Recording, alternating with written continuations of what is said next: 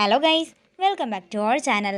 Episode ആരംഭിക്കുമ്പോൾ കാണിക്കുന്നത് police സ്റ്റേഷനാണ്. ഡിവൈഎസ്പി അരവിന്ദനെ വിളിച്ച് അവിടെ നടന്ന കാര്യങ്ങളൊക്കെ പറയുകയാണ്. ഇതൊക്കെ കേട്ടിട്ട് അരവിന്ദൻ പറയുകയാണ്, എനിക്ക് തോന്നുന്നത് എന്തോ ഒരു പ്രത്യേക കഴിവ് പാർവതിക്കുണ്ടെന്നാണ് സാർ.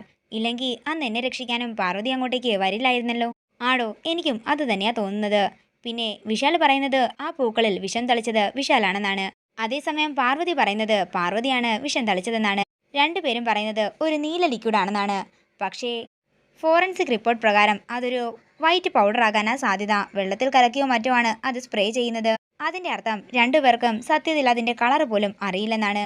സാർ, ഞാൻ ആദ്യമേ പറഞ്ഞതില്ലേ, വിശാലിന്റെ മൊഴിയും കൂടി എടുത്തിട്ട് വേണമായിരുന്നു സാർ പാർവതിയെ അറസ്റ്റ് ചെയ്യാൻ. അതേടോ, എനിക്കൊരു തെറ്റ് സംഭവിച്ചു പോയി. ഡിപ്പാർട്ട്മെന്റിന് ഞാൻ കാരണം ഒരു ചീത്ത പേരുണ്ടാകാൻ പാടില്ല. അതുകൊണ്ടാണ് ഞാൻ തന്നെ വിളിപ്പിച്ചത്. ഇനി മുതൽ ഈ കേസ് താൻ തന്നെ കൈകാര്യം ചെയ്താൽ മതി. ഇപ്പോൾ താൻ അൺഒഫീഷ്യലായി ചെയ്തുകൊണ്ടിരുന്ന കാര്യം ഇനി മുതൽ തനിക്ക് ഒഫീഷ്യലായി തന്നെ ചെയ്യാം. പിന്നെ ഞാൻ എല്ലാവരോടും പറഞ്ഞിരിക്കുന്നത് തന്നെ ഈ കേസിൽ നിന്നും ഞാൻ ഒഴിവാക്കിയെന്നാണ്. അതങ്ങനെ തന്നെ ഇരിക്കട്ടെ. അത് തൻ്റെ കേസിൻ്റെ അന്വേഷണത്തിനെ കൂടുതൽ വഴിത്തിരിവുണ്ടാക്കുകയുള്ളൂ. ഇതൊക്കെ കേട്ടിട്ട് അരവിന്ദന് സന്തോഷമാവുകയാണ്. എന്താണെങ്കിലും താൻ എത്രയും പെട്ടെന്ന് യഥാർത്ഥ പ്രതിയെ പുറത്തു കൊണ്ടുവരണം. ഇതിപ്പോ എന്നെയും കൂടി ബാധിക്കുന്ന കാര്യമാണ്. ശരി സാറെന്ന് പറഞ്ഞ് അരവിന്ദൻ അവിടെ നിന്ന് പോകുന്നു. പിന്നീട് കാണിക്കുന്നത് അവിടെയുള്ള ഒരു പോലീസിന് ഒരു കോള് വരികയാണ്. തുടർന്ന് വിശാലിനോട് പാർവതിയും കൊണ്ട് ഡിവൈഎസ്പിയുടെ ക്യാബിനിലേക്ക് ചെല്ലാൻ പറയുകയാണ്. അങ്ങനെ വിശാലും പാർവും കൂടി ഡിവൈഎസ്പിയുടെ അടുത്തേക്ക് ചെല്ലുമ്പോൾ ഡിവൈഎസ്പി പറയുകയാണ്, നിങ്ങൾ രണ്ടുപേരും നടത്തിയ കുറ്റസമ്മതമേ ഞാൻ അങ്ങ് വിശ്വസിക്കുന്നില്ല. കേസ് അന്വേഷണം എന്താണെങ്കിലും തുടരും. തൽക്കാലം നിങ്ങൾ പോയിക്കോളൂ, ഞാൻ ആവശ്യപ്പെടുമ്പോൾ വന്നാൽ മതി. ഇത് കേൾക്കുന്ന വിശാലിനും പാറുവിനും സന്തോഷമാവുകയാണ്. തുടർന്ന് പാറുവിനെ കൊണ്ട് ചില പേപ്പറുകളിൽ ഒപ്പിട്ട് വാങ്ങിക്കുകയാണ് ഡിവൈഎസ്പി. വിശാൽ സാർ വാ, പെട്ടെന്ന് പോകാമെന്ന് പറഞ്ഞ് പാറു വിശാലിനെ കൊണ്ട് പുറത്തേക്ക് ഇറങ്ങുന്നു. പിന്നീട് കാണിക്കുന്നത് വിശാലിന്റെ വീടാണ്. ക്ഷേത്രത്തിൽ പോയി തിരിച്ചു വരുന്ന അച്ചമ്മ കാണുന്നത് ബോധമില്ലാതെ കിടക്കുന്ന ഗോപിനാഥിനെയാണ്. ആ കാഴ്ച കണ്ട് ഒരു ഞെട്ടലോടെ നിൽക്കുകയാണ് അച്ചമ്മ. അച്ചമ്മയുടെ കയ്യിൽ നിന്നും പ്രസാദം താഴേക്ക് വീഴുന്നു. തുടർന്ന് അച്ചമ്മ ഗോപിനാഥിന്റെ അടുക്കലേക്ക് ചെന്ന് തട്ടി വിളിക്കുകയാണ്. പ്രഭാവതിയും പ്രതാപൻ ഗാർഗിയെയും ഒക്കെ തന്നെ അച്ചമ്മ വിളിക്കുകയാണ്. അങ്ങനെ ഗാർഗിയും രാധികയും കൂടി അങ്ങോട്ടേക്ക് വരുന്നു. അങ്ങനെ അവരും ആ കാഴ്ച കണ്ടൊരു ഞെട്ടലോടെ നിന്നിട്ട് ഗോപിനാഥിനെ തട്ടി വിളിക്കുന്നുണ്ടെങ്കിലും അനക്കമൊന്നും ഉണ്ടാകുന്നില്ല.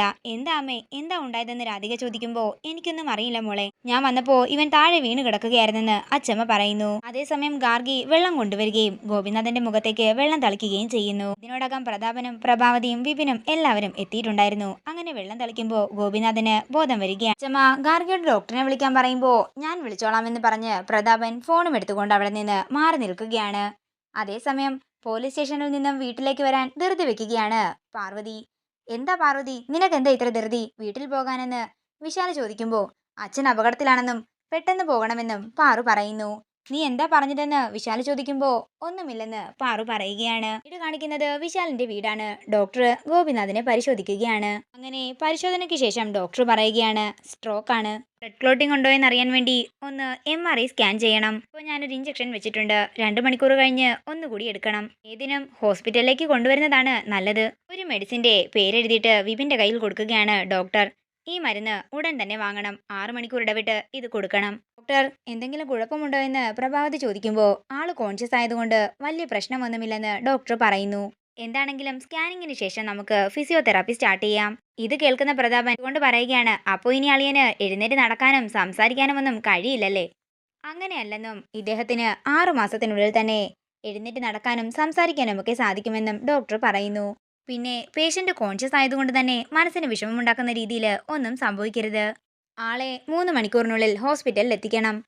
ഇത് കേൾക്കുന്ന പ്രതാപൻ ചോദിക്കുകയാണ്, അപ്പോ ഡോക്ടർ പറയുന്നത് കേട്ടിട്ട് 6 മാസത്തോളം അളിയൻ ഈ കിടപ്പ് തന്നെ ആയിരിക്കുമല്ലേ? എന്നിട്ട് വേണ്ടേ പിച്ച വെച്ച് നടക്കാൻ? പ്രതാപ, രോഗാവസ്ഥയിൽ കിടക്കുന്ന ഒരാളുടെ മുന്നിൽ വെച്ച് ഇങ്ങനെ ആഭാസത്തരമൊന്നും പറയാൻ നിൽക്കരുത്. നാളെ നിനക്കും ഈ അവസ്ഥ വരില്ലെന്ന് പറയാനൊന്നും പറ്റില്ലെന്ന് രാധിക പറയുമ്പോൾ രാധികയ്ക്കും നാളെ ഈ അവസ്ഥ വരാം എന്ന് പ്രതാപനും പറയുന്നു. അതേസമയം പാറുവും വിശാലും വീട്ടിലെത്തി കഴിഞ്ഞിരിക്കുകയാണ്. അവർ വീടിന്റെ അകത്തേക്ക് കയറുമ്പോൾ കാണുന്നത് വിപിൻ പുറത്തേക്ക് പോകുന്നതാണ്. ഏട്ടാ, അച്ഛനൊരു സ്ട്രോക്ക് വന്നു, ഞാൻ മെഡിസിൻ വാങ്ങിയിട്ട് വരാമെന്ന് പറഞ്ഞ് വിപിൻ പുറത്തേക്ക് പോകുമ്പോൾ അത് കേട്ടൊരു ഞെട്ടലോടെ നിൽക്കുകയാണ് പാറുവും വിശാലും. തുടർന്ന് ഗാർഗി പറയുകയാണ്, കയ്യിലിരിപ്പ് വെച്ച് നോക്കുമ്പോൾ അങ്കിളിനാ സ്ട്രോക്ക് വരേണ്ടത്. അച്ഛൻ്റെ മനസ്സിന് വിഷമം തട്ടുന്ന എന്തോ സംഭവം ഉണ്ടായിട്ടുണ്ട്. അങ്ങനെയുള്ള സംഭവങ്ങളാണല്ലോ ഇപ്പോൾ ഈ വീട്ടിൽ നടക്കുന്നതെന്ന് രാധികയും പറയുന്നു. വിശാല് ആശുപത്രിയിൽ നിന്ന് വന്നതേയുള്ളൂ. അപ്പോൾ ഗോപിയേട്ടൻ ഈ അവസ്ഥയിലുമായി. ചിലര് എന്നിവിടെ കാലുകുത്തിയോ അന്ന് മുതൽ ഈ കുടുംബത്തിൽ ലക്ഷണക്കേട് മാത്രമാണ്. അങ്ങനെ വിശാലും പാറുവും കൂടി ഗോപിനാഥിന്റെ മുറിയിലേക്ക് ചെല്ലുകയാണ്. അതേസമയം ഗോപിനാഥ് എന്തോ ശ്രമിക്കുന്നുണ്ടെങ്കിലും ആർക്കും ഒന്നും മനസ്സിലാകുന്നില്ല. ചേച്ചിയായിരിക്കും അളിയൻ വിളിക്കുന്നതെന്ന് പ്രതാപൻ പറയുമ്പോൾ ഗോപിയേട്ടാ ഞാൻ ഇവിടെ തന്നെയുണ്ട്, എന്താ വേണ്ടതെന്ന് ചോദിക്കുമ്പോൾ പ്രഭാവതി ഒന്ന് നോക്കിയിട്ട് മുഖം തിരിക്കുകയാണ് ഗോപിനാഥ്. അമ്മയല്ല, ചിലപ്പോൾ അച്ചമ്മയായിരിക്കുമെന്ന് ഗാർഗി പറയുന്നു. മോനെ ഗോപി, നീ വിഷമിക്കണ്ട, നിനക്ക് പെട്ടെന്ന് തന്നെ ഭേദമാകുമെന്ന് അച്ചമ്മ പറയുന്നു.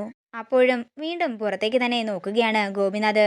അച്ചമ്മയല്ലല്ലോ, പിന്നെ അച്ഛൻ ആരെയായിരിക്കും തിരക്കുന്നത്? അതേസമയം അങ്ങോട്ടേക്ക് വിശാലും പാർവതിയും കൂടി വരികയാണ്. വിശാലിനെയും പാർവിനെയും കണ്ട് ഒരു ഞെട്ടലോടെ നിൽക്കുകയാണ് പ്രതാപനും പ്രഭാവതിയും ജാസ്മിനും.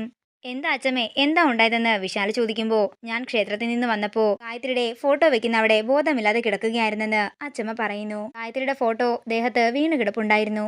മോനെ, ഡോക്ടർ വന്നൊരു ഇഞ്ചക്ഷൻ വെച്ചിട്ട് പോയി, മെഡിസിനും എഴുതിയിട്ടുണ്ട്, വിപിൻ അത് വാങ്ങാൻ പോയിരിക്കുകയാണെന്ന് പ്രഭാവതി പറയുന്നു. സ്ട്രോക്ക് ആണെന്നാ മോനെ ഡോക്ടർ പറഞ്ഞത്, സ്കാൻ ചെയ്യണമെന്നും പറഞ്ഞിട്ടുണ്ട്. എന്നിട്ട് എല്ലാവരും കൂടി എന്തിനാ നോക്കി നിൽക്കുന്നത്? എത്രയും പെട്ടെന്ന് അച്ഛനെ ഹോസ്പിറ്റലിൽ എത്തിക്കണം. അതിന്റെ ഒന്നും ഒരാവശ്യവുമില്ല, നല്ല ഡോക്ടർ തന്നെയാ ഗോപിയേട്ടനെ നോക്കിയതെന്ന് പ്രതാപൻ പറയുകയാണ്. തുടർന്ന് ഗോപി പാർവതിയെ തന്റെ അടുത്തേക്ക് വിളിക്കുകയാണ്. പാർവതിയുടെ കയ്യിൽ പിടിച്ച് പാർവതിയെ സ്നേഹത്തോടെ നോക്കുകയാണ്. ഇത് കാണുന്ന ഗാർഗി പറയുകയാണ്, അച്ഛന് പാർവതിയുടെ മുഖം കണ്ടപ്പോൾ തന്നെ മുഖത്ത് തെളിച്ചം വന്നിട്ടുണ്ട്. ഇത് കേൾക്കുന്ന പ്രതാപനും പ്രഭാവതിയും ജാസ്മിനും ഒക്കെ ദേഷ്യത്തോടെ പാർവതിയെ നോക്കുകയാണ്. ഇതോടുകൂടി ഇന്നത്തെ എപ്പിസോഡ് ഇവിടെ തീരുകയാണ്. വീഡിയോ ഇഷ്ടമായെങ്കിൽ മറക്കാതെ ലൈക്ക് ചെയ്യുക, ഷെയർ ചെയ്യുക, കമന്റ് ചെയ്യുക. കൂടുതൽ സീരിയൽ അപ്ഡേറ്റ്സിനായി മറക്കാതെ സബ്സ്ക്രൈബ് ചെയ്യുക നയൻസ് ക്രിയേഷൻസ്.